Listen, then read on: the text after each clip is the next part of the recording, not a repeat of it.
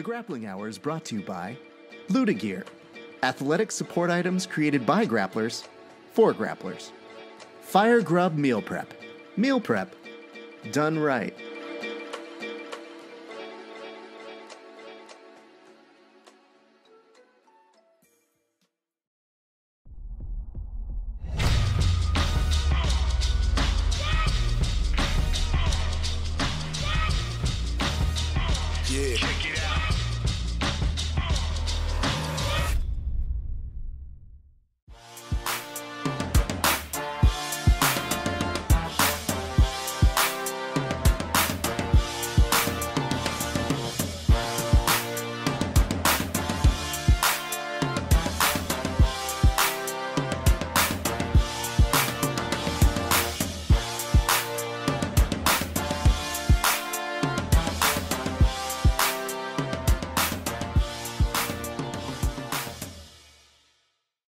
This next gentleman, he won also at the ADCC trials. I'm also more intrigued to ask him about his ventures into podcasting, because I have a rule against athletes trying to do what I do, because I don't do what they do. Like, I don't show up at ADCC trials and go like, oh, hey, guys, here I am. But instead, why don't we actually acknowledge what was really awesome? The dude crushed it over at ADCC trials. Ladies and gentlemen, please welcome Tim Spriggs. Sir, how are you doing today? I'm doing great, bro. Excellent. How you doing? I'm okay. I just wanted to make sure we got that out of the bag, because here's the thing. When you're already talented at one thing, why do you have to do both? Because I don't need other people coming to do this stuff. You do you and be great at jiu-jitsu. To my defense, I'm doing this because it's a necessity for me. I don't use... I come from a pretty notable team, but I think that our story isn't being told as far as who we are, our abilities. I see a lot of other media outlets give other teams and other individuals more of a shine than us.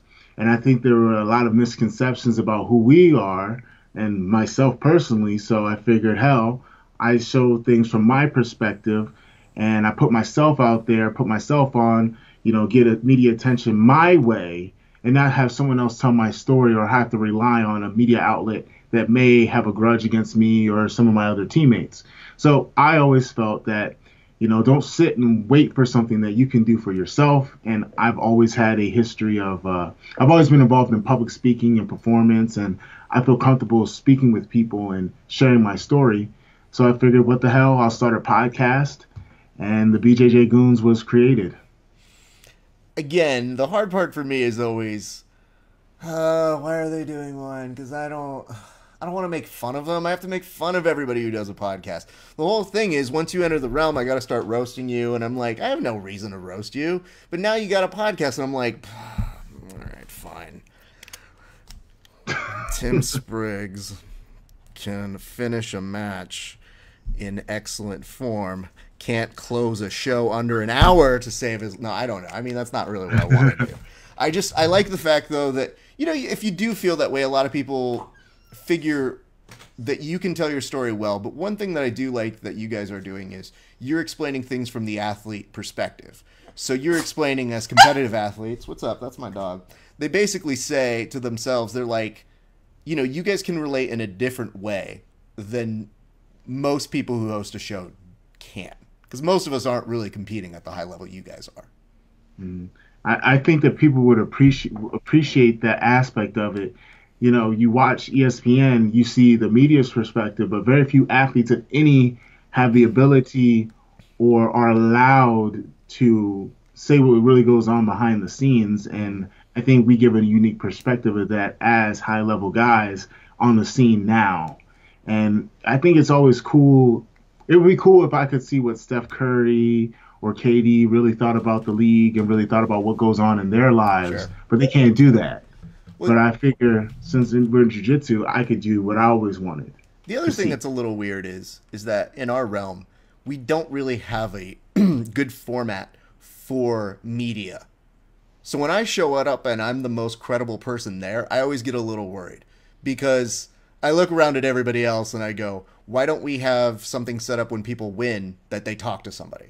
Flow kind of chases you down, but there's not a press conference. There's not a Tom Brady basically being interviewed the minute he's stepping off the mats, like on a live broadcast. And to me, that's always bugged me. So that's been something that I've personally been working with, like on the IBJJF, and they always have a weird rule where they're like, well, we don't want people filming live matches. And I'm like, I don't want to talk to people and show their matches. I want to talk to them afterwards.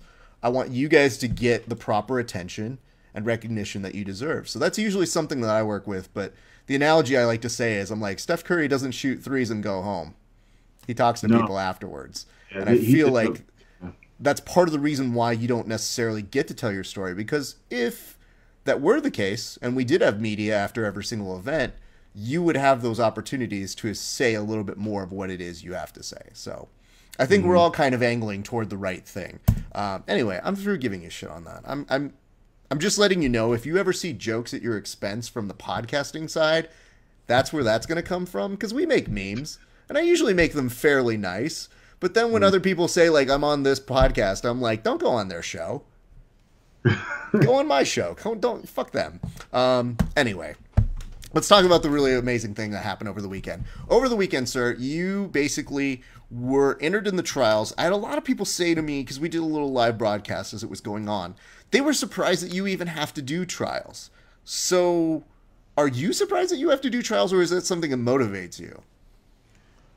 I'm not surprised I have to do trials at all, because I don't think that I have the resume to warrant just an automatic entry. And I like to get the matches in and get the experience. But first and foremost, I don't think anyone deserves an invite, because this is a specific event with specific rules. And although you could be famous, at the end of the day, we're trying to make jiu-jitsu legitimate. These are the, for lack of a better term, the Olympics of submission grappling. And I'm speaking about ADCC. And the Olympics, you don't just get passed on into there. You have to earn your way. And I don't think I have the fan notoriety enough, and I don't have the credentials to just get entered in. So I sure as hell made sure to go and do the trials, and I even planned on doing the West Coast trials if East Coast didn't go my way. Well, it did go your way, so that's a good thing. Yes. Saves you some money probably there, which is great. Hell yeah. I trained really hard, because like I can just drive to New Jersey. Flying to the West Coast would be a pain in the ass. I mean, don't get me wrong. People were asking me if I was going to go cover Jersey, and I have your same reaction. I'm like, West Coast is right down the street from me. Yeah. East Coast it's a journey. And it's one thing when you're an athlete and you tell people like, oh, I'm going to go compete. I'm like, okay, cool, I'm going to go. And what are you going to do? Like interview people, and, you know. It's a lot. In a sport that people don't really know what this is, they just kind of figure like, oh, okay. So I'm very happy on that realm. Let's talk about your day, because I don't know how to say this without sounding disrespectful to your opponents, but you had a fairly solid day. Like, it didn't, like, you had to be a favorite coming into this, but what was it like? Because you started off in the round of 32. When you did start in the round of 32, I just never felt like you had like a terrible day. You had your first match go to time. Can you tell us a little bit about that first match? Because you went 9-0 in that first match.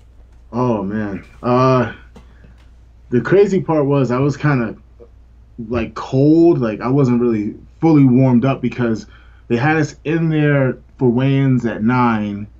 They said they were going to start at 10. The rules meeting went a little bit long. Yeah. And we're sitting there waiting. So the way it works is it was actually like a 64-man bracket. There weren't 64 people, but there was enough to have a 64-man bracket in each division. So they went through each round of 64, and there was only 3 mats. Yep. So we were sitting there waiting. So that first match, you know, I got a little bit of a warm-up in, but I didn't really get the gears going. But once I hit the mat, I was really relaxed. Like that day, I was zen-like. So I was just letting it flow, and you know, I just commenced to doing what I've been training and working on, and you know, it just all panned out pretty well for me. I felt in the zone. I felt like he couldn't really do much to me. I was just super aware of everything he was going to do, just because I've been training super hard.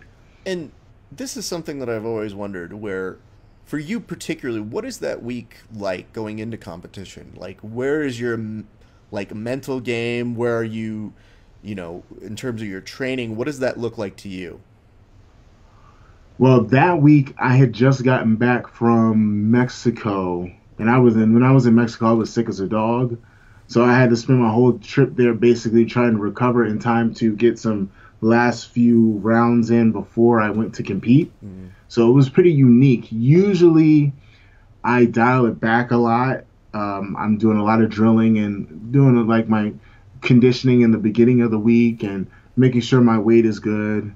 But for this tournament, I had to do. It was kind of like it was more like a recovery period for me, and I didn't get the last set of really hard rounds in the week of to finish it off. It was basically kind of Are you chill. still going up until the week though with hard rounds, or is that like something that kind of like motivates you? Because some people might taper off as they get that close to an ADCC.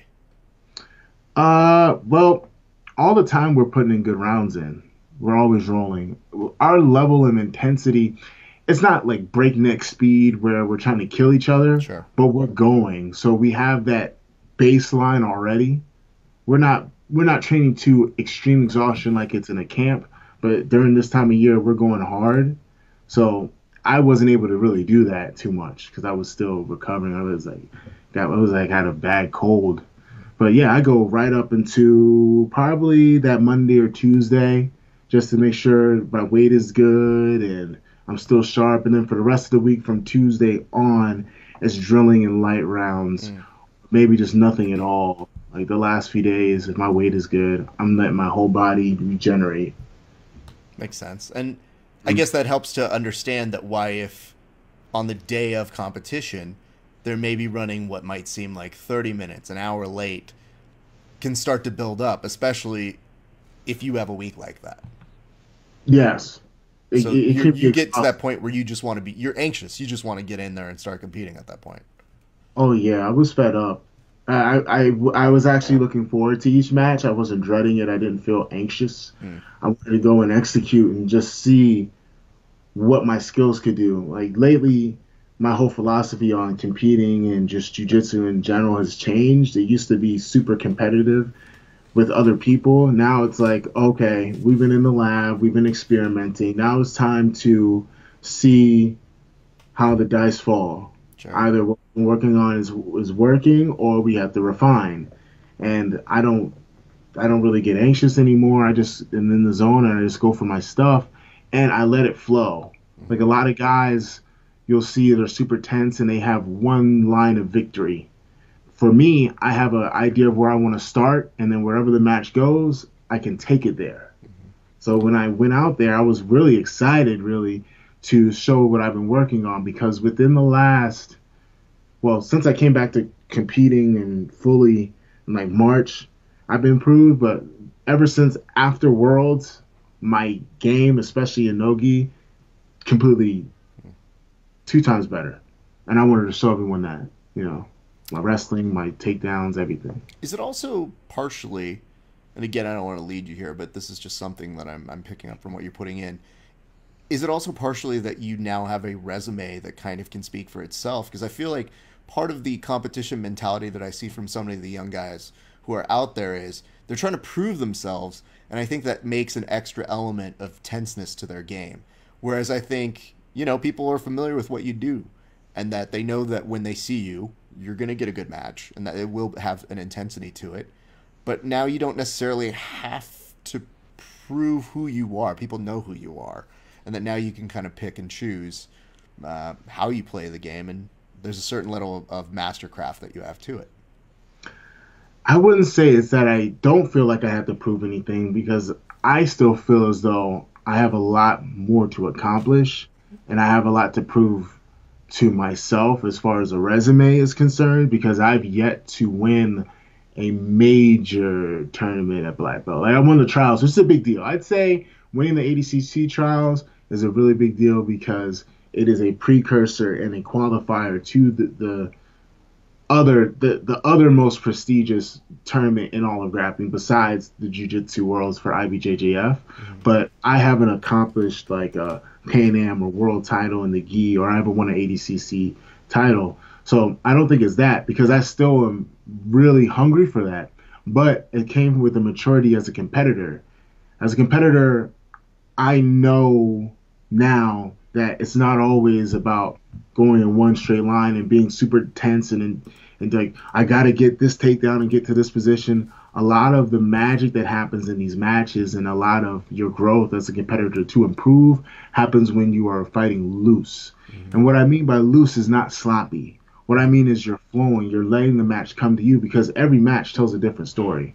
You'll see guys that can dominate, but the higher you go in level, you're starting to see that it's few and far between where someone's game plan goes exactly as planned. Sure. You're going to be able to get to certain positions, but there's a little play within it. At brown belt, I was just so ahead of the curve because of my coaching and my conditioning and my seasoning as a competitor that I could just steamroll people and I could just do the same thing over and over. Mm-hmm. Now, I realize from my failures and my setbacks in matches and in the room that in order for me to get over that hump and go to the next level, I have to open my mind and open up my game.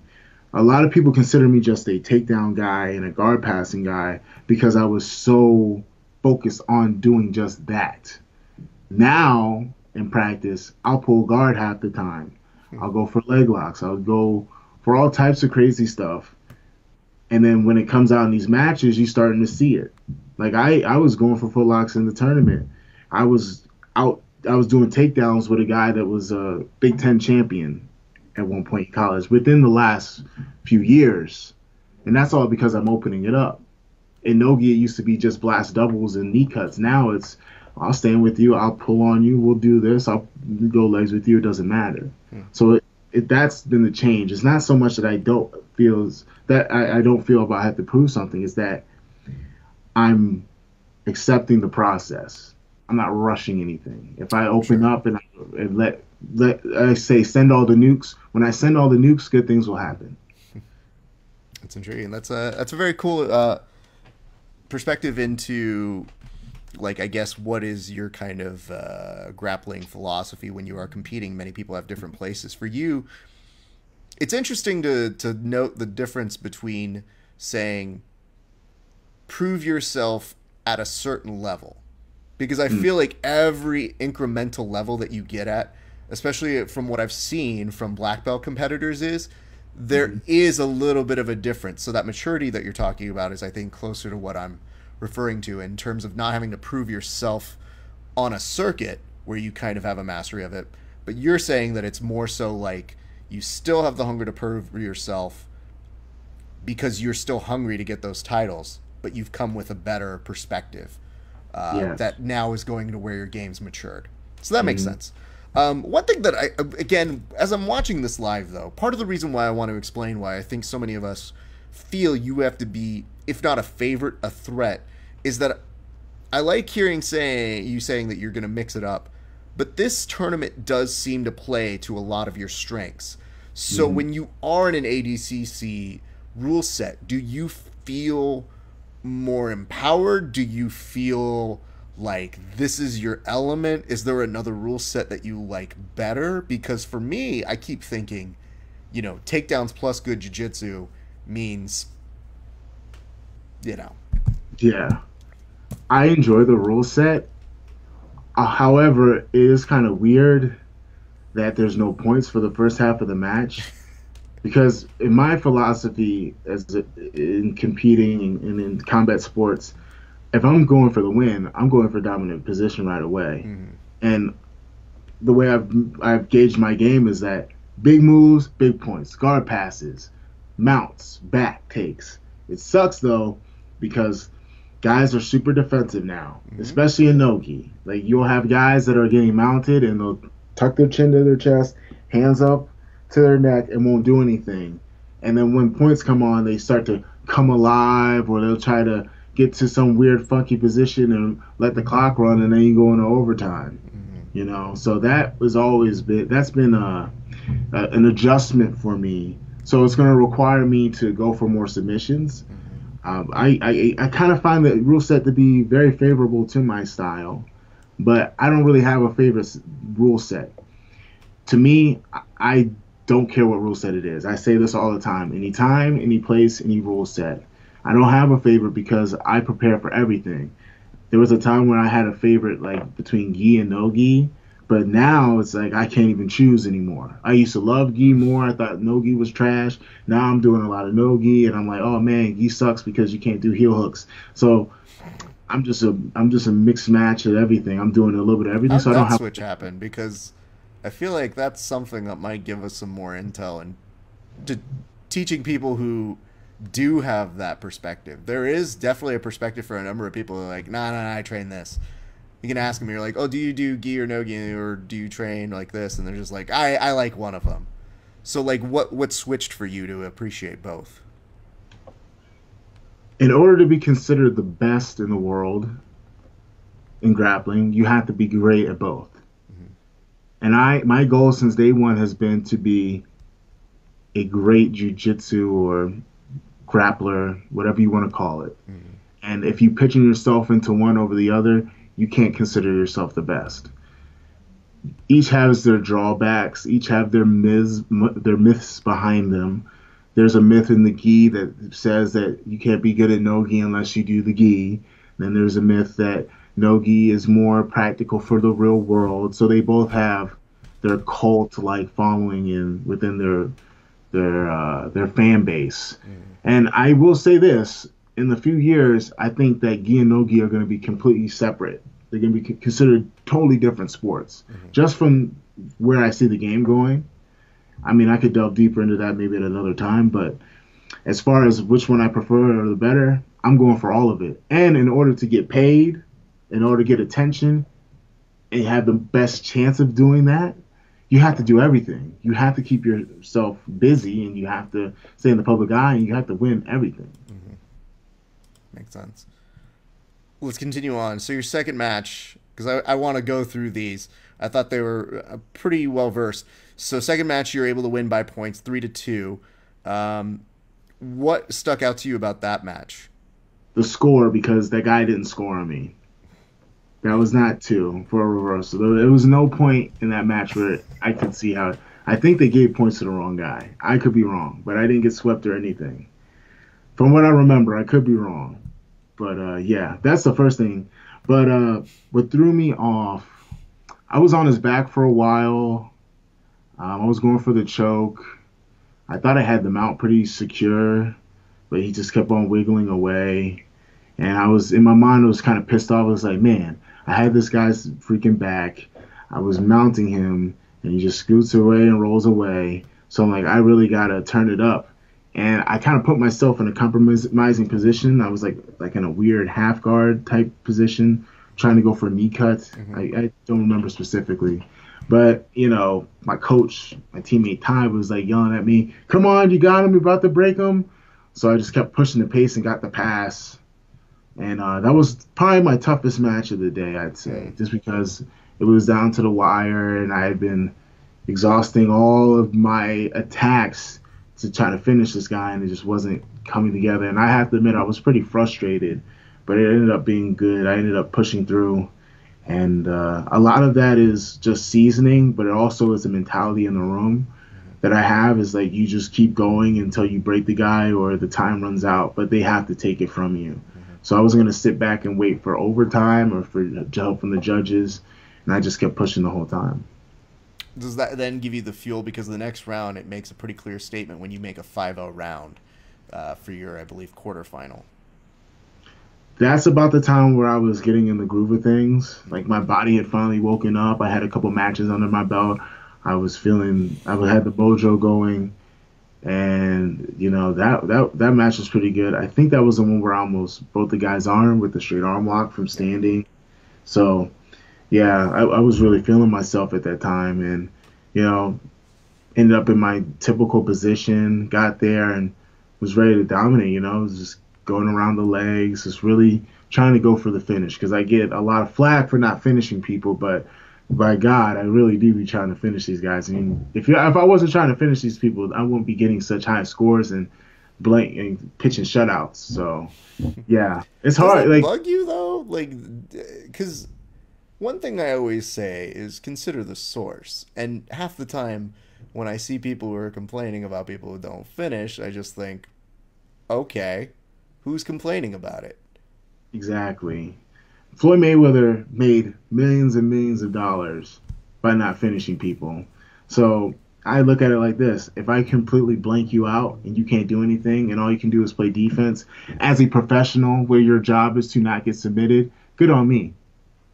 Good on me. I mean, it's not like I'm fighting chumps here. You Sure. know, contrary to what some media outlets will say, I don't fight chumps ever, especially in this bracket. I Wait, mean, can I? it What was media dangerous. outlets are saying this? Because are you referring to the actual print versions or like the online versions of like newspapers? Because here's the thing that I'm always intrigued by. It seems like it's more individuals who would flame Instagram or probably blow up a social media that I see that I think are the trolls that do this. Where is this that you're seeing it from? Uh, I see it from a few outlets. There's a couple in particular. I'm not going to drop names and like give these people any more attention than they deserve, Sure. but I will say that these media outlets have favorites, and that one guy could win a bunch of stuff and not get the attention of someone else who has lesser credentials or is on a major losing streak. I'll look at it like this. For me, from what I've seen, I beat the guy, he's a bum. He beats me, he's the second coming. And I've seen this several times for me personally and other people that I know. And it's not just people that are my teammates, I just see it all the time. There are guys that get so many passes and so much attention and so many opportunities. And quite frankly, their career isn't up to snuff compared to somebody else who just so happens to not be a favorite from whatever reason or prejudice they may have against them, or they might not think they're marketable. And there's always that issue. Mm-hmm. So that's why I say this. But I fight people that are world class all the time. I don't get gimme matches. So if I don't finish the guy, so be it. I still get the W. I still get the gold. I still get the money. So who cares? Yeah, I mean, it's definitely part of it, and I think it's something that modern athletes are having to experience with nobody to walk them through it. Because, they teach you to be like, hey, here's how you be an athlete, here's how you conduct yourself. But there's such an immediacy to social media that it makes it seem like, well, now you got everybody chiming in. And when Mm. they can do that, they don't teach you how to respond to those people. So I'm a comic. To me, when I see somebody who brings something to my attention and they think that they've got a funnier joke than me, I wait for them to make me laugh. But the difference is that I look at them and I'm like, yo, you guys are just like trying really hard. And some of the people who I see make jokes don't understand the difference between being funny and being an asshole. And so there's a way to be funny, and sometimes you can be an asshole. But I think the primarily thing that I'll see from people online is, especially from the athlete angle, is you're going to have those people who are going to push your buttons. And I think, Mhm. especially if we don't have media training, they're going to say some shit to you and they don't feel like they can be held accountable to it. I mean, I carry these guys like they carried me. So at a certain point, are you allowed to swear on this? Yeah, you This can swear, dude. I've so cursed at like least 4 times since you've been on. You're okay. okay, so I care like I would carry anything else because I think what people like about me, the small fan base that I do have, is that I'm authentic. I'm a real person. I may not have hundreds of thousands of followers. I may not have like this whole media mystique, and I'm not someone that's a politician. I'll keep it 100 with you. So I'll tell you like hop off my dick, please. Like if you're really on my case, I'll tell you straight up if you're full of shit because I'm just being real. It's the Wild West in jiu-jitsu now. I mean, the die is cast. Like we look at our politicians, we look at the people we look up to in sports, the McGregors, the guys who talk the most shit. The die is cast. So to me, there's no such thing as like things not to say or media training or being politically correct. So if someone's gonna say some shit, I say back because I don't care, and I know that I'm real. And if people don't like it or if people think I'm an asshole and they don't know me, fuck them. You know. Sure. The reason why I do say this, though, is for peace of mind, because when I interact or I work with athletes, my thing is you're only going to get bigger, dude. And so these problems will become increasingly morefold when you get more individuals who are watching your matches and more individuals, because you're already at an elite level and it's not like you regress from the elite level. So, you know, the next level of the game is now instead of 10 people commenting, you've got 40 idiots commenting. And I think there's a quality to life at some point. I think there's a respond, pick and choose your battles. But I literally, the way I've come to my interpretation of this, whenever we get assholes or people, I literally I laugh, because I'm like, you know, if somebody's like, we had somebody who recently posted on something, and it was for Ben Askren, and it was Ben Askren's interpretation of Eubanks, right? Mm-hmm. Who missed weight over the weekend. Yeah. And on this one article, newspaper website on Facebook, I just literally go, can we just not quote him every 5 seconds? Like, I don't need to know what Ben Askren thought about this. This has nothing to do. It gets annoying with him. Yeah. And here's the thing, like, he's in there now. And yeah, you could call him a boring fighting, and I have. But the difference is, I don't dislike the guy, and you can't disrupt what his record is. So he's a guy now who's trying to play the game of being a Conor McGregor. And in doing so, I think makes him look really weirdly stiff. Like, it's not natural to me to hear him go, look at these bums. It's Am I right? It's inauthentic. That's happening in jiu-jitsu now. Yeah. And it's phony. Because you meet these guys, and they're not like that. No, Ben, every account I've heard from him is top-notch, super amazing. But the fact now he knows he has to play UFC to do this is where it seems a little awkward. So anyway, I write this on there. Some guy comes over. He starts trying to talk trash about my website. The nicest part about my thing is I literally don't have to sit back and do anything, because half the people will start making fun of him for me. All I do is I just go, this is amusing. Cool. We're done. Of course, there are different ways to handle things. I just know that for somebody who I foresee having a long future in doing this sort of event and activity, there is a strongness to saying, like, okay, dude, if somebody's calling you not a finisher, I would like to see them roll with you. You know, like, never will. I send location. I send the address sometimes and everything. They never show up. To myself, I have a policy, and it's one that I keep very, very high. And as doing a comic and, you know, interacting with athletes, there's always a respect to what the athlete does. But in order to do what I do, I have a policy, which is I would never make a joke about somebody that I wouldn't say to their face. So, you know, I think it makes you very accountable to the point of, I've asked people very hard questions. I've asked them very tough things. But it's always within a certain amount of fairness that I think that's still respectful to them as an athlete. But it's just, when you get to the grown-up level, don't treat them like kids. Treat them like they should be deserved to be treated. And then press them when needed. So that's a lot of the hardness of I think that the internet has changed how we interact and how we do it. So for me to you, as whatever advice you want to take it is, yeah, if someone's saying you aren't finishing matches, just fuck them. Like, so hard. Like, you know, I mean, and the funny part is, dude, I could 100% go down a list of opponents and athletes that you've been at with points and say, yeah, sure, it'd be nice if there was a submission there. But if you're trying to do all you can to give me a submission, I'm usually pretty good. Yeah, I mean, that's the whole point. That's why I fight the way I fight, to be aggressive and finish guys, you know. But it's also, like, think about the rule set and the points. Like, if you get mount, your mount is looking extremely, really solid, especially lately. I mean, I've seen you get there, and I've been looking at it, and I just go, it seemed to be such a problem for so many people, and especially in ADCC, that's a great gift to have.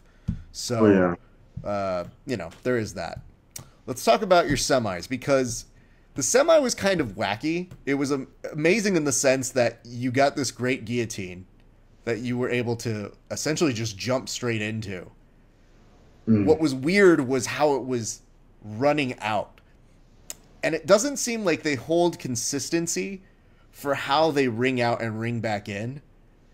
But you were able to jump it out, and it became like, oh god, please don't slam on the mat on the floor. Like, this looks like it could go terribly. And then they kind of group together, and they're like, no, center of the mat. And then I think that's when Chewy, Nick, into himself was like, no, I'm fucking caught, and like falls back on the mat. So can you take me through your interpretation of how that went? Okay.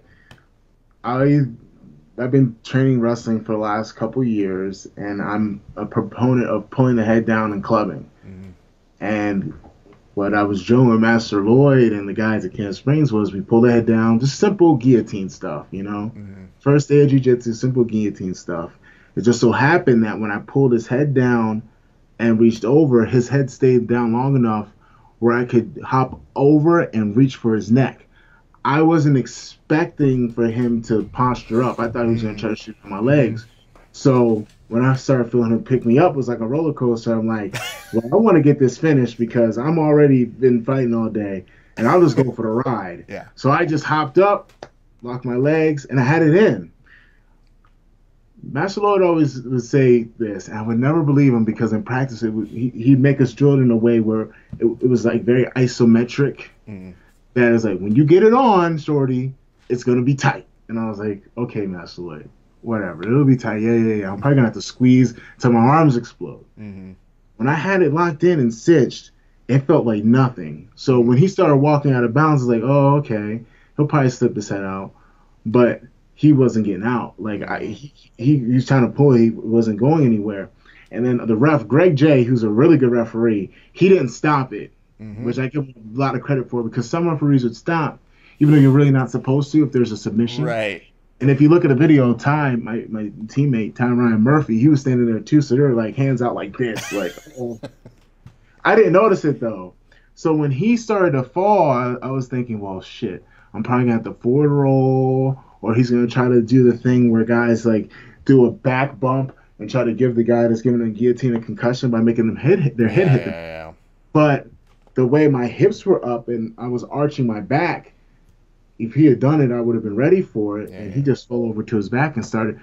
I guess he was tapping before he even hit the ground. But I didn't let go until I heard somebody say, tap, tap, tap. So when I tap somebody, it's just such an adrenaline rush that it takes me a second to register. Because one, I always think you're trying to cheat tap me where do the fake like Connor where he's like this. And then tap. So I don't let go right away. And then I was like, holy shit. Like, did he just tap from that? It didn't even feel that tight. And so I just get up and I just start like doing a little happy jog to the center. I was surprised. Like, even now when I look at it, it's crazy. That was the fastest submission I ever had. And Chewy is a very good grappler. I fought him in the gi a couple years ago, and he was tough to finish. And then I think he beat Devontae Johnson the first round. Like that bracket was a lot of guys that were veterans, guys who had won stuff. It was a solid bracket. And, you know, I would have figured that he would have made it to the final if we weren't on the same side. Mm-hmm. You know, but just so happened I was able to he's a solid competitor. And I could see him early on in the day in his zone. And I thought he was, up until that, I thought, man, he's having a fuck of a day. Like, that's an impressive day for him. And, you know, I mean, he's good. Listen, dude, he'll sleep fine. He's got about 1,000 million followers on YouTube, so he's okay. I'm not worried about him. I just like the idea of the adrenaline rush, and you explain that. I'm like, all right, Paul Harris, I hear you. But to be fair, like, there has to be a moment where the ref has to pull you off. If you're in that competitive setting, nobody wants to see you lose that position, because we've seen it time and time again with certain rule sets where all of a sudden you might be at a submission, there's a ring out, and then all of a sudden you're like both standing again. You go, Yes, it happened at Worlds. It happened to me at Worlds. I was on the guy's back, and we were rolling around. They're like, start back up on the feet. I'm like, bro, I just had to work my ass off for the last however long to get on this guy's back, and you're going to start us off on the feet? Mm-hmm. With no penalty for the guy rolling out of bounds? Well, I've always yelled a little bit about, and especially this weekend, in terms of when I saw people get mount and when I saw the ref awarding the points, and there were more than about 4 or 5 instances where I go, yeah, that's not me and they're competing right now. But if I was that guy and I'd be like, listen, guy, I don't think you understand how hard this is for me to get mount. I'm going to need those points like now. Now, If you not could 10 seconds later. do me a solid, because there were a few people when I saw it was like 40 seconds before I saw the points go up, and I was like, could not be okay with that. You would see me literally yelling at the person and being like, are you fucking kidding me? And the ref doesn't throw up the hand signals for 2 or 4, whatever the hell. So you're just guessing. Yeah. That's why it was so great I had Chris Train and Ty Ryan Murphy there to coach me. Because if I was by myself, I don't know what the hell would have happened. Because in the final, we'll probably go there later, like, I didn't know I had scored points yet. So I was like, oh, I was hanging on the guy's back for what felt like an eternity. Because you don't know if you scored or not. You don't know. But you do know in the finals. And I thought Gonzalez actually was having a very solid day into himself. Are you watching, like, how closely are you watching your opponents in between matches? Because you strike me as very much a student of the game, and I know there's a perspective of, yeah, I don't need to watch what my opponents do, but what are you doing in between those rounds? Well, that day, in between rounds, I would just go to the side, eat my strawberries and like my power bars and drink Gatorade and water and like bundle up because it was cold as shit in there. Like they had the AC blaring like full freaking blast in there, and it was cold. It was in New Jersey and it's October, so we're just freezing in there. I had my rash guard on. I had a big thick VHTS hoodie. And I have a freaking windbreaker on, and I'm sitting there like humbled up like this, sitting on the stands like just curled up, and with my headphones on, using them like earmuffs because it was that cold. So I was too like worried about hydrating and having something in my stomach and staying warm to see any of the matches. I didn't know anything about the guy I fought in the finals, Gonzalez. I didn't know anything about him, and I wasn't watching matches in between because my mindset was, what am I going to do? Make a game plan between rounds? Like, there's nothing I'm going to do. What I've been training in the room is going to have to suffice for now. And they're going to have to beat me at my game or force me out of it and beat me square. They're going to have to take it from me, so I'm not going to play their game. You know, if I had known that he was a Big Ten champion and the 3-time NCAA qualifier, it could have possibly changed my mindset a little bit, but I've been really focused on being stoic and being in the zone and being in the Zen state when I compete lately. So probably not. That makes sense. I was entertained by him because he did provide some other matches that were a lot of fun. And like you mentioned, there were so many killers, not just in your brackets, but I got to look at a couple of those divisions, and there's a part of me that just for the sake of conversation thinks, oh, we're only sending one person per category, right? Like, it you know it on paper, you see it year after year, but then you think of, like, so many of those people that you have seen be monsters in competition, and you just go, yeah, only one of these guys per division. That's right. Can't we send, like, 2? Because, like, some of these guys look like they'd provide a very solid set for us. It's only Long Beach, you know? It's not like a far thing. But the other thing that everybody has to remember is those 16 slots that fill up for ADCC are filled with former competitors and people who you go, oh, right, they're in there too. Yeah, there's some invitations, but they have trials all over, you know, so you're getting the best from each continent and they're coming here. And, you know, I have a feeling because these divisions were so stacked as trials on the East Coast. Some people were saying this might have been the toughest trials, at least in North American history. And, you know, there's trials for a reason. You know, you got to go out there and you got to earn your spot. I learned my lesson in 2015.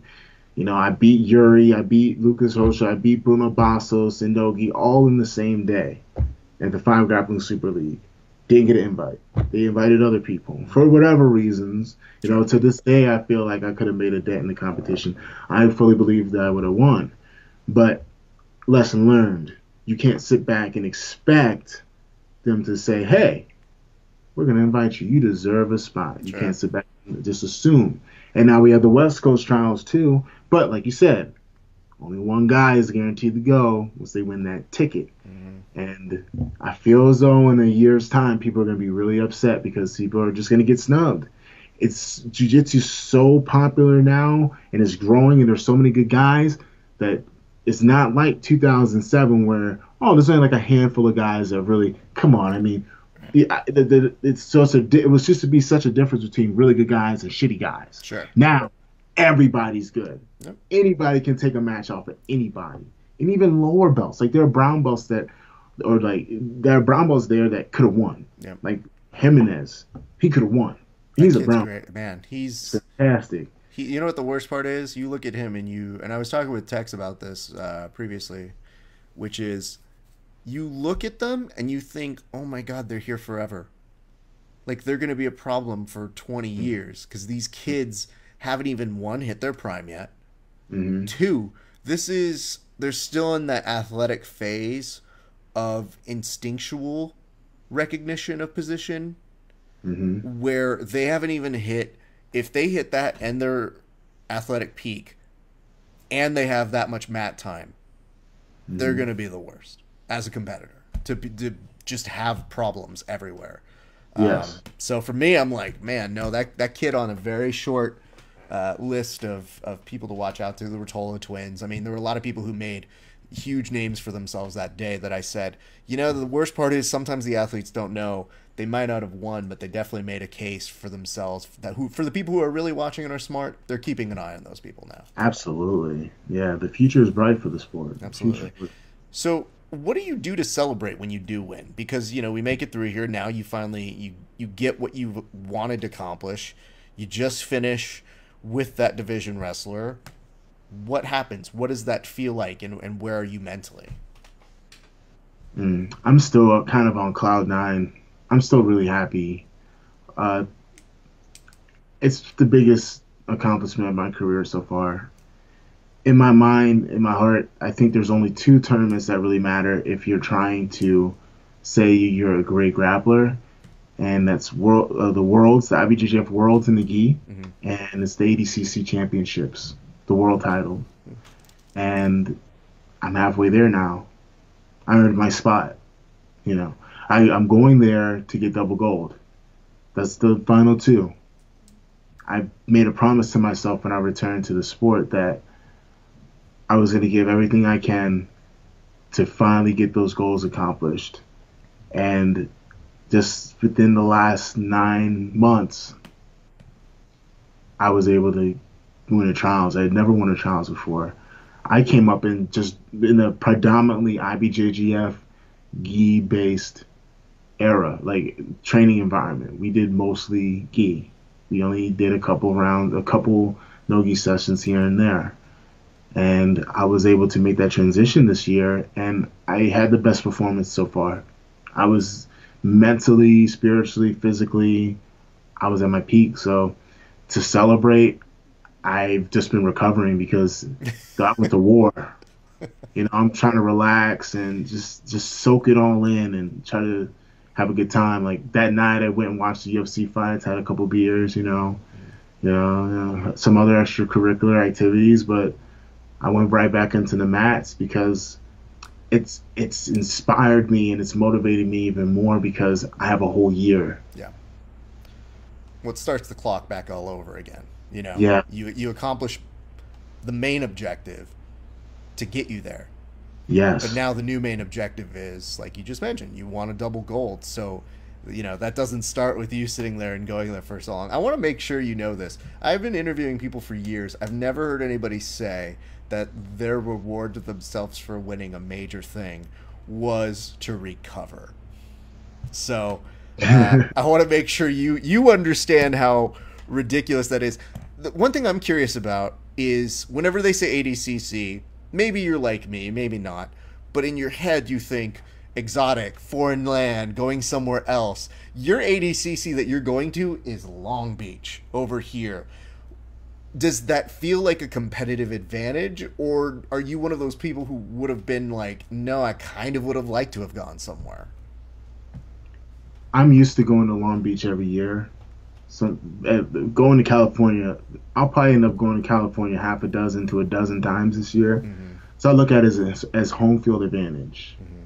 I don't like I fly a lot, but it's kind of a pain in the ass. I have ADD, and even if I have podcasts in my ear and I'm watching a movie, I don't like sitting down for extended period of time. Sure. Give me a 3.5, 4 hour flight. I'm there. I sleep there one night. I'm in tune. Like my mental clock is, my sleep schedule is fine, Hmm. and it's just another day at the office. So I think it's at my advantage.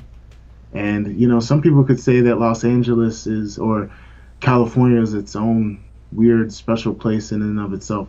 It's like its own foreign country within the country. But I try to make a joke. But yeah, I look at it as an advantage. Okay. I'm really looking forward to it, and that after party is going to be lit. Yeah. It's going to be crazy. Like the last after party was pretty cool. It was in a nice spot, but in LA, Yeah. well, Long Beach, but I'll probably end up, because how late are the clubs open in Los Angeles? Okay, so out in LA, here's kind of the general rule. Everything pretty much shut down like 2, which means like 1:30. Okay. However, there are places that are still kind of open that aren't necessarily able to really serve you alcohol. So, you do have some things that you can go do from there. But for the most part, we shut down by 2. What I can tell you is I wouldn't be surprised if the people who organize ADCC for the athletes figure something out for y'all. Oh yeah. So like I Because, said, it's gonna yeah. be lit. Yeah, I was about to say, I was like, last year we were getting updates from some of our friends, and there's a certain niceness to knowing so many of the athletes. Is that I don't expect to know any of this stuff. Like, we get privileged knowledge every once in a while where I'm like, I don't need to know that. That's fine.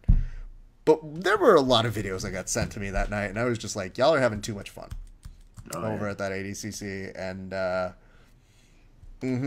yep, looks like it's a great time, everybody. I'm gonna sign off before I see too much. Hmm. Um, that is cool, man. There are a couple things that I kind of want to circle to that I've never interviewed somebody before. I do like to get an idea of where it starts for you. But before that, I want to ask, you had mentioned that you walked away from the sport for a little while. Hmm.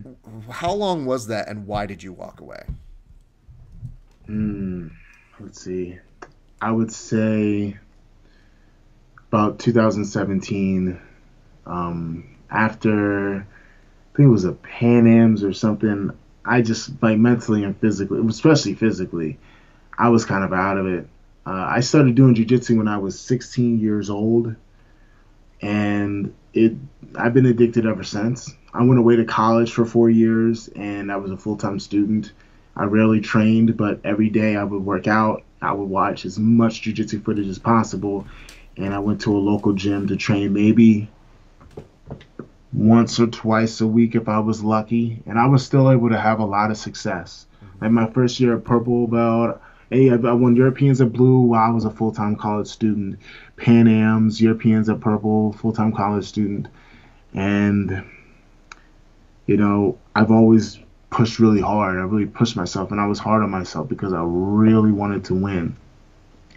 And I pushed myself so hard that at times I didn't take a mental break. I just didn't have a lot. I didn't spend a lot of time with my family.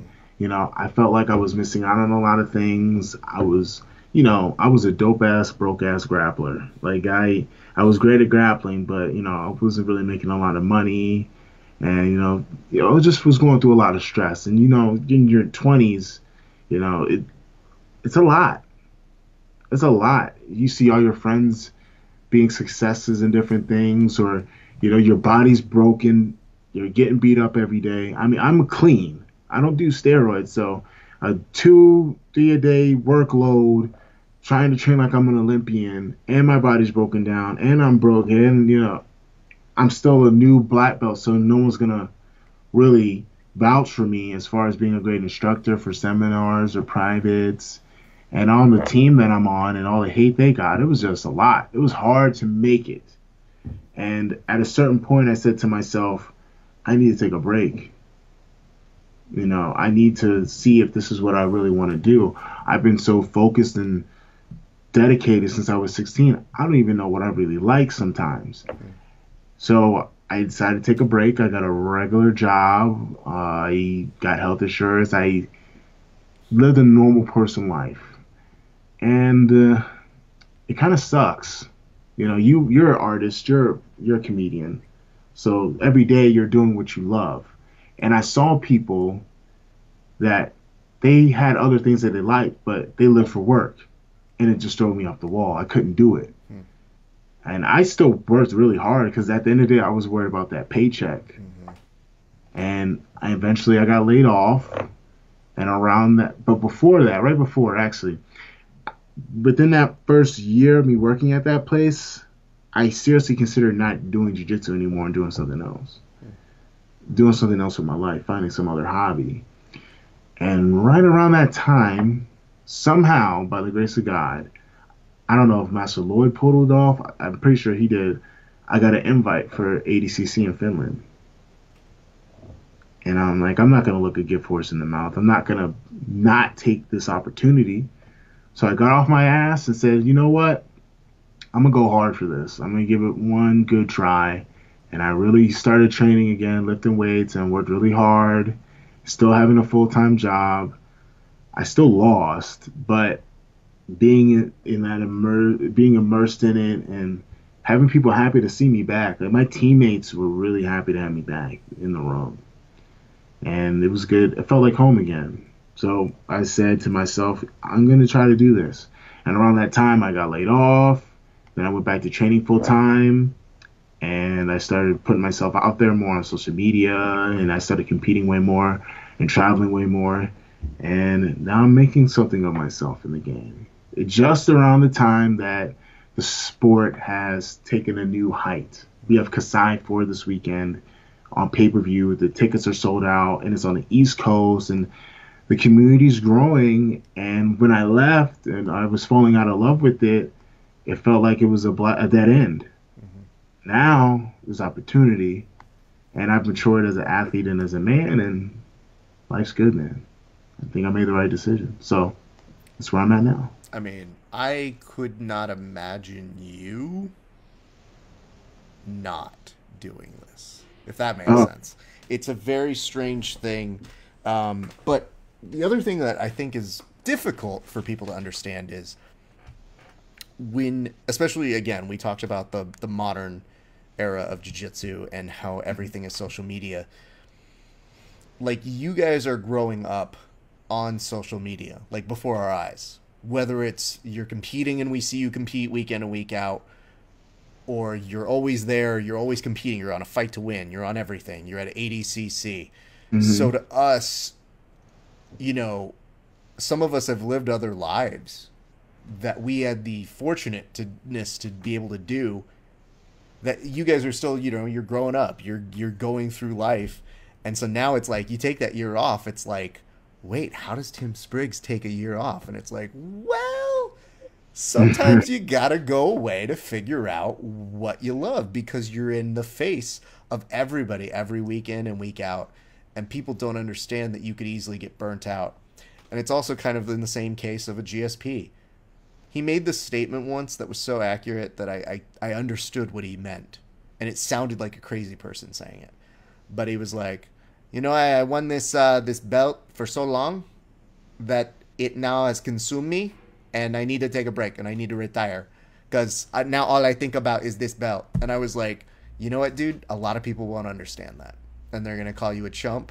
They're gonna call you some sort of whatever they fit whenever they're talking about the greatest, and forget your record. But the fact is, you said that you wanted someone to relieve you of having the belt. Anderson Silva said he wanted someone to take that belt away from him because it hangs over you every second. And it makes you think, it's like, if those people are at the top of their fields and their professions, and they have to live it out in front of all of us, yeah, it makes it so much more evident when you see an athlete go, I'm burnt, I need some time. And I always tell them, I'm always like, take your time, but you're gonna miss it in some way. So I am so happy at the very base level you never quit period. Because if that's a mindset for you, you know, there's something that draws you to this, and there's something that makes you compete. So that's not just the hobbyist level, it's a next level. But it seemed to usher you back in the right direction. So the nice part is now you get to go to an ADCC where you're going to be way more prepared, and you actually get a camp, which Absolutely. is far more fair. And again, what a great opportunity to have happen to you, but one that was, I'm glad that it did give you that. So that's pretty cool, dude.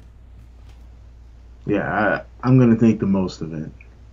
So somehow shocked the world to me. I've been envisioning this for a very long time. That's awesome. I wanted to ask you about this because it's a weird one, but it's you guys with this whole subversive thing. There was something between you and a little bit of 10th Planet. It Can was you one just... guy. It wasn't 10th man. It was just one guy. Sure, then let's narrow that down. With one gentleman. Normally, I don't like to be in the business of asking trash and garbage things in terms of this sort of thing. But, like, did you learn anything from this series of exchanges between the two? Because I saw where it was, and it seemed odd just in the way it was taking place and interacting on social media. I learned that you can make the most out of a not so good situation. The guy came out of nowhere and called me a bitch and called my teammates and us all kinds of different motherfuckers and pussy and you know the deal. You know everyone says about my squad, but I just shrugged it off. But I was not gonna let it slide. I wasn't emotional about it, but I was gonna go out there and embarrass him. And now I'm the mushmaster. So is that where that came from? Yes, Okay. I mushed the guy.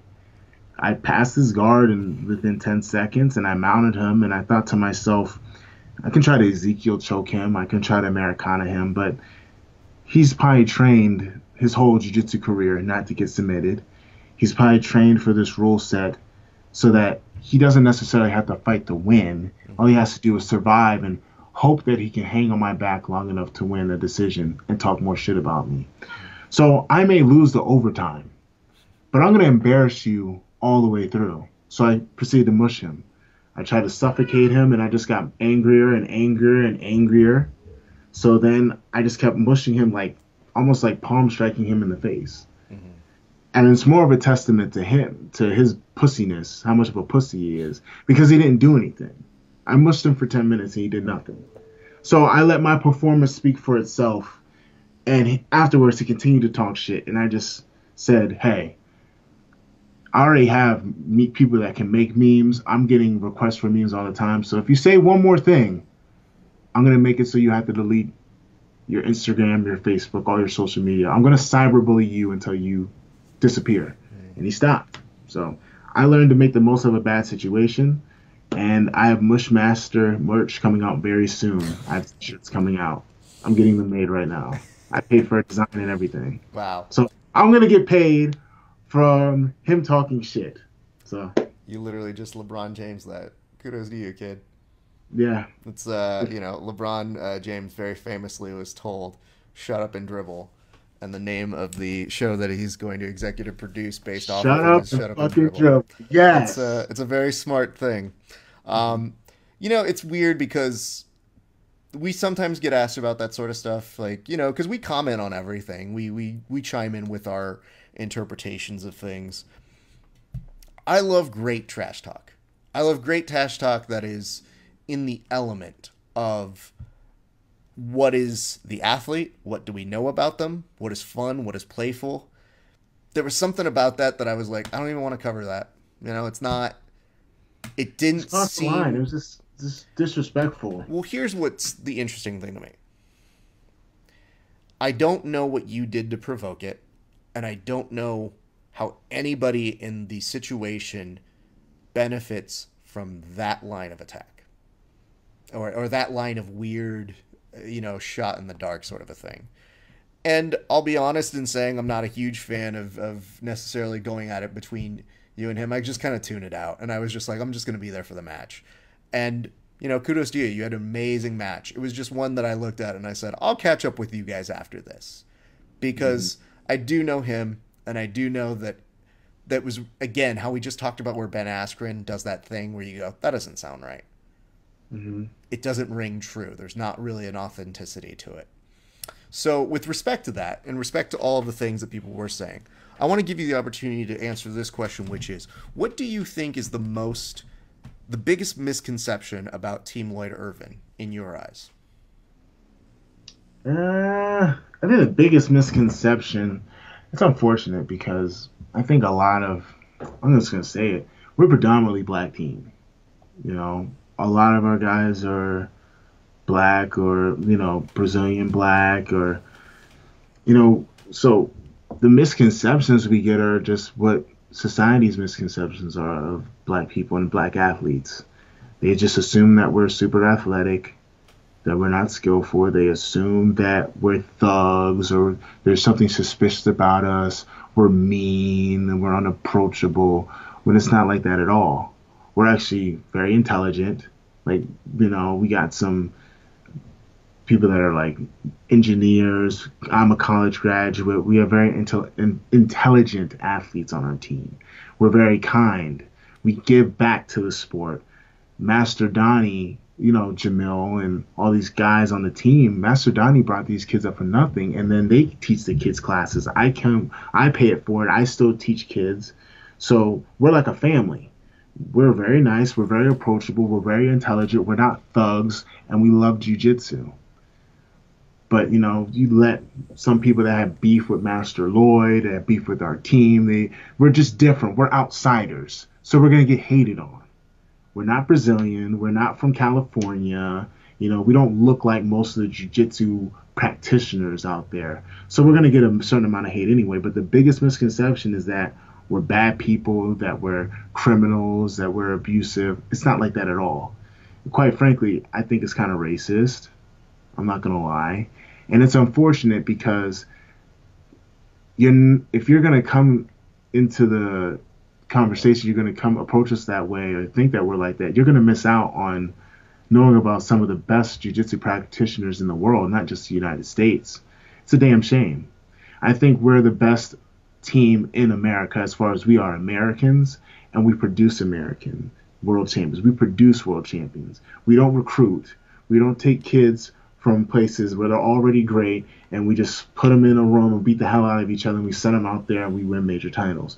We'll take guys, and you already know who these people are, that come from nothing. They're at a different school. They're getting their ass kicked. They come train with us for a year and they become world champions. Or they become so incredibly good, so incredibly famous that people forget who they were with before. But you're not going to hear that side of the story just because we got a lot of haters and because we're this misconception that we're mean, we're criminals, we're dumb, we're just not technical, and we don't love jiu-jitsu. So that's the biggest misconception.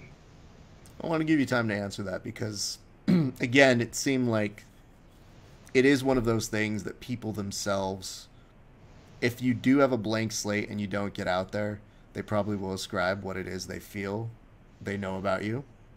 So I do understand that's why you created the podcast. Yes. So it does make sense. But on another level, it's one of those things where when I do see something that I think takes it out the realm of trash talk, I think it's so important to give those people the opportunity to just say something and to utilize their time.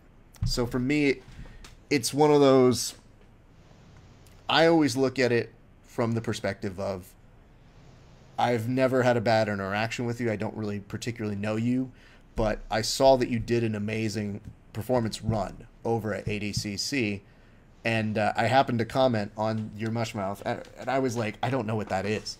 Listen, I get everybody's got, their gang signs now. That's fine.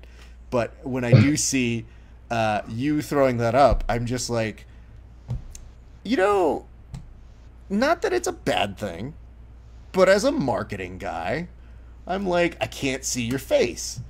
And I know that's the point, but I'm like, I'm just looking over, and I go, if I were to bring this into, like, any of the marketing departments I work with, and I just go, hey, guys, got a great design. It's basically the guy puts his hand over his face. They'd be like, can we workshop that? And I'd be like, no, he's dead set on it. That's what we're doing. You know what the beautiful part about it is? Anyone can do it and become anonymous just like me. So you could be the mush master. All you got to do is this. I love the fact that when I saw it happen and you responded, and I was reaching out to everybody who won at the trials. So we've got all 5 of you who won East Coast who are going to be on in the next couple, this week or next week. And you just made it easier for me. And I was like, oh, hey, this saves me a time. Hey, come on the show. Because if I don't do this here, I got to send you a direct message. And I don't want it to make it seem you probably got enough things going on that side. All right, cool. I'm glad that worked. As we start to round third on this, there was something that hit me on your Instagram page that I was a little, I'm not going to say miffed about, but I was more so, and I'll explain why. I was more so, wow, I didn't know that about you. You had 2 photos on there of the Heart Foundation, and I'll tell you why I was mad at you. Why? The reason why is that I have worked my ass off to make a whole hybrid between professional wrestling and jiu-jitsu become more and more prominent. And somehow, I don't know that you've seen any of these things. I would never assume that. But the fact that you haven't made a video for us that combines that and you're a black belt and athletic makes me a little like, well, why don't you do one of these videos for us? Because, god damn it, my friend, I did not know you enjoyed the professional wrestling. I'm a huge fan. Are you? Huge. Yes. Yes. That's what I do in my spare time. I watch pro wrestling, Mexico, Japan, everywhere. Now I'm going to say I'm a historian, but I'm a geek. I'm in the know. As you can see, I have a Katsuyori Shibata shirt from my friends at The Hard Way Limited. Yeah, shout out to them. Because I wouldn't necessarily assume that. As somebody with a real wrestling kind of ability, they don't necessarily go hand in hand. Oh, bro, I totally want to win everything I want to win this year so I can go into pro wrestling. That's part of my motivation. Oh, really? Yeah, absolutely. That's been my dream since I was 6, 7 years old. I've loved pro wrestling. There was a time where I didn't watch, but, you know, I went back into watching it, and I'm totally in it. I watch all the local shows. I stay up to date. Yeah, I know my stuff. So I'm going to do it because it pays better than MMA. 100%, dude. Christ. Yeah, you know, I can talk with the best of them, and I'm a legitimate tough guy. You know. So you want to go that like nice DC route where they start to talk to you and give you that nice paper that's way better than anything he's getting at a UFC. Let me ask this though: who are your favorites? Because I don't know these things. I saw you put up Owen, and I mean everybody loves Owen. I saw, of course, you put up Neidhart after his unfortunate passing. But that doesn't necessarily give me a perspective of who you like and why you like them. All right. My favorite to watch now is Marufuji. I'd say if I was to cater a style, I would do my influences are Marufuji, Kenta. Kenta's the most copied pro wrestler. Sick, for real, yeah. Yeah, in the last decade. Kawada, Musawa, Mil Mascaras, and Terry Funk. Those are my favorites to watch right now. Okay. Yeah. Interesting. All right. That's a very broad spectrum right there. Exactly, yes. You can take a little bit from everybody. But those are the ones I've been watching lately. A lot of Marufuji, Kenta, Terry Funk, and Mil Mascaras. So then why are you wasting your time trying to finish matches, you know, with like Kimuras and arm bars when you have the ability to go ahead and do something? I'll tell you something right now. Are you able to hit pro wrestling moves in your training? Because you're somebody, And what do you hit? I hit a sharpshooter on someone in practice. I've hit it a couple times from 50-50. Like I think I pulled his leg over and stepped over, and made him tap with it. All right, that's pretty legit. Usually, like nobody will go to 50-50 with me, not because they're afraid of my heel hooks. It's just like they're like, if I get sharpshootered one more goddamn time, Raph, I swear to God. Exactly. See, it's dangerous because not only can you blow their knees, but you can totally break their back. Well, I was laughing because I had the opportunity in Vegas to train with Canuto, and somebody asked me, they're like, Raph, show that version of sharpshooter you have from X Guard. And I was like, sure. And so I don't have this happen very often, but Canuto looks over at me and he just goes, "Can you show that again?" And I was like, "I don't know that I want to show this to you. I don't. You're too Dude, athletic, my friend." if he pulls it off this weekend, you're like the Joe Rogan of jiu-jitsu. It's like GSP asking him for spinning back kick advice. You're the Joe Rogan of jiu-jitsu, bro. The one thing I had to tell him was I was like, "Listen, you're too athletic, and this is one of those moves that it fucks up your back before you realize it. So like, Yeah. you're somebody who's gonna fuck somebody up with this." And he was just like, "Yeah, that looks really cool. Let me see it again." And I was like, "Boof." So I don't know. It's something that's really ridiculous and wacky. Well, in the future, sir, I'll tell you two things. Number one, that you have to do a video for us every year during professional wrestling's Mecca, WrestleMania. Yes. We do a series of WWE BJJ moves. And so the idea is to combine what would be in a jiu-jitsu setting, a professional wrestling move, in whatever degree or fashion you want. All right, I can get it done. I believe that. And then number two, I was like, you know what, Tim, I'm never going to compete against you ever in my life, and I'm perfectly okay with that. I would, however, roll with you in WWE BJJ style, where you have the ability to use that, because I can fit a storyline into figuring out how to beat you. But otherwise, in jiu-jitsu, I don't think I got a shot. Well, I look forward to it. It'll be my first pro wrestling match versus Vinny. You'll be my first opponent. Well, I'm glad of it, because one of the funniest parts is we now have a belt that is essentially our. Are you familiar with the DDT Pro Iron Man belt? Absolutely, yeah. That's where Kenny Omega and Ibushi got their start. Absolutely, that's essentially what we do with a belt. So we literally just Keith Krikorian, who took second, very famously. I had a storyline where I go, "Hey man, I need you to beat this guy," and he's like, "Oh, all right, I'm very excited about it." Have him take the title off the guy, and I go, "But I'm taking it from you." And he's like, "Wait, why?" And I go, "Because I'm taking it elsewhere, so someone can win it off me in Vegas, kid." It's like we're going to different territories. Do you not understand how this works? Yes. And he looks at me, and because he's so competitive, he just goes, "How come I don't get to hold on to the belt as long as he does?" And I was like, "Oh, Jesus. Oh, kids, we got to teach you how to take the fall." All right. Yeah, smart him up. Anyway, listen, dude, I'm so glad that we were able to do this today. Let's do this. Let's do a laundry list of the things that we have to take care of before we get on out of here. Can you name out some sponsors who help you pay the bills and who take care of you, sir? I would like to thank BHTS. Very hard to submit. They have the best gear in jiu-jitsu, in my opinion. They have really nice clothes as well. I like rocking their t-shirts, their hoodies. They're my favorites to wear on the road. They keep me looking really cool in all their latest gear. We have a sponsor, Cannabody, which is a CBD salve. They hook me up. They really support my podcast as well. Those are the two major ones right now. And, you know, I'd like to thank all my teammates and everyone else. That's awesome. That's great. I love VHTS. I still have one of the gis that Guy gave me years ago. It's like my go. It's one of my favorites to still have. It's still legit. And then you've also got a fight to win match coming up against, oh, I don't know. It's probably some no-name guy. Let me see. I want to check my notes here. Super easy to beat. No real pedigree. In Richmond, California. Who are you competing against?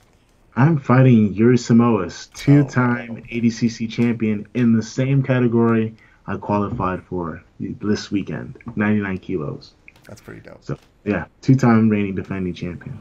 We're 1-1 right now. We're 1-1. So. Are you? So now you get that opportunity. So, you know, not only are you both going to ADCC. It's a collision course, yeah. Now you get that over there. All right. That's great. All right, my man. Well, listen, dude. Let's go ahead and say this. Your podcast is called The BJJ Goons Podcast. You can listen to it after you listen to any one of mine, people. Yes, please. Perfectly after, fine. Not before. Right after. Go in order. You know, Yes. go do verbal tap, come over to Grappling Hour, and then, you know, when you've got time, you can go to BJJ Goons, because again, one of the things that makes me so mad is that we don't have a streamlined media that interviews you. And as much as I would have loved to have interviewed you in the moments right after you won, because you could tell what it meant to you, I'm very happy that we were able to do this today and do a full profile on what I know was a tough journey back, but I think one that will be a fruitful one for you, sir.